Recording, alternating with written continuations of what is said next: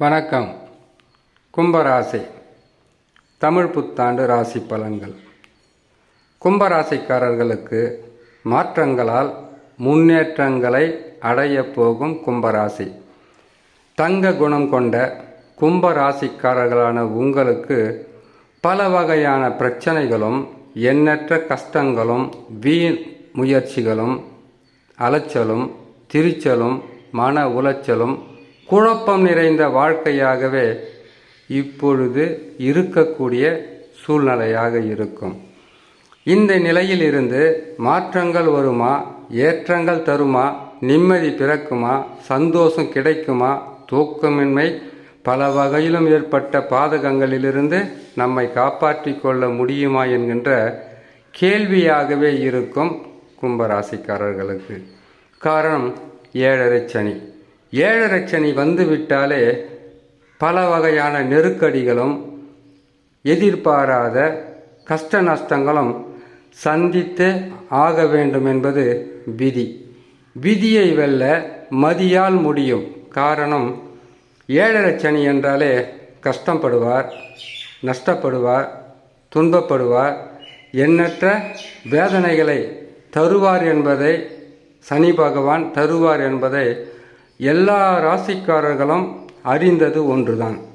ஆனால் இதே சனி பகவான் நல்லது செய்வார், நடக்காத திருமணங்களை நடத்தி வைப்பார், உங்களால் கனவில நினைத்து பார்த்திடாத அளவுக்கு வளர்ச்சியை கொடுப்பார், எண்ணற்ற நற்பலன்களை தருவார் என்பது ஒரு சில ரகசியமான விஷயமாகவே இருக்கும். ஏழரை சனி வந்துவிட்டாலே கஷ்டம்தான் என்பது எல்லா ராசிக்காரர்களுக்கும் பொருந்தாது. அதைவிட கும்பராசிக்காரர்களுக்கு கடுமையான கஷ்ட நஷ்டங்களை கொடுக்கிறார் என்றால் கட்டாயமாக உங்களுக்கு ஜாதகத்தில், உங்களுடைய சொந்த ஜாதகத்தில் தசா நல்ல நிலையில் இருந்தால் மட்டும் பாதகம் இருக்காது. தசா சரியில்லாதவர்களுக்குத்தான் அதிகப்படியான துன்பங்களும் வேதனைகளும் இருக்கும்.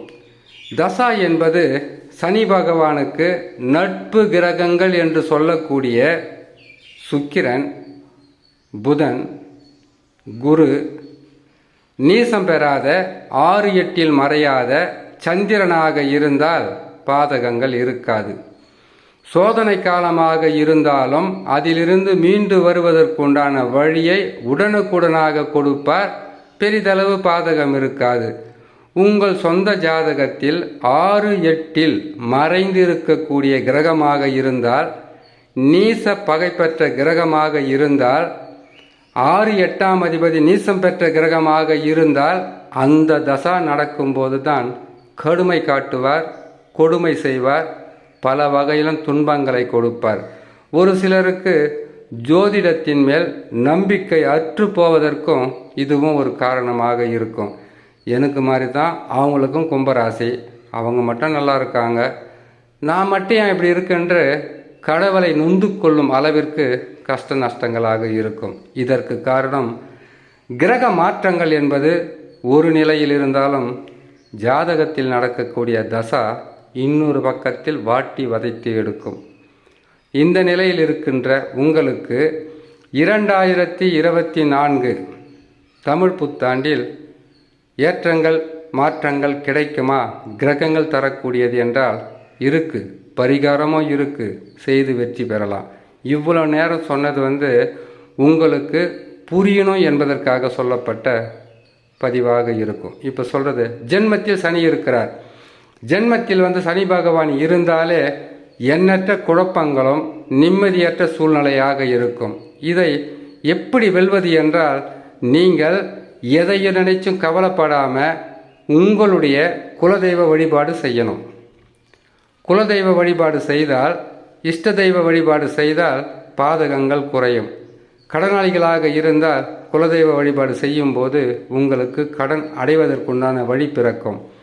குடும்பத்தில் குழப்பமும் தேவையில்லாத சண்டையும் பிரச்சனைகளும் இருந்தால் குலதெய்வ வழிபாடு, இஷ்ட தெய்வ வழிபாடு செய்தால் கட்டாயமாக மாற்றமும் ஏற்றமும் கிடைக்கும். இதை நீங்கள் ஒரு முறை செய்து பாருங்கள்.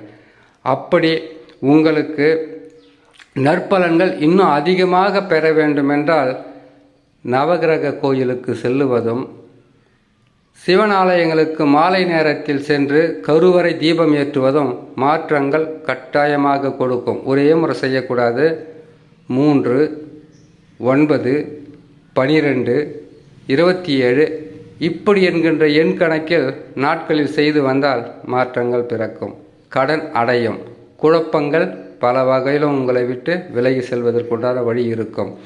இதே 2024 உங்களுக்கு ராகு பகவான் 2ஆம் இடத்தில் இருப்பார். மாற்றம், முன்னேற்றம் பல வகையில் உங்களுக்கு நற்பலன்களை கொடுக்கின்ற ஸ்தானத்தில் ராகு பகவான். கேது பகவான் 8ஆம் இடத்தில் வரக்கூடாது. வந்துவிட்டால் உடலில் தேவையில்லாத நோய்களும் எதிர்பாராத திடீர் விரயங்களும் கொடுப்பார்.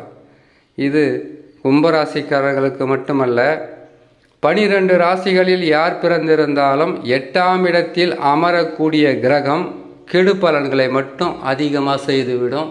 மிக கவனமாக இருக்கணும். இந்த கும்பராசிக்காரங்க 8லே கேது இருந்தால் கடன் வாங்கக்கூடாது, அல்லது யார் இடத்திலும் கடன் கொடுக்கக்கூடாது. 2 பிரச்சனைகளாச்சா.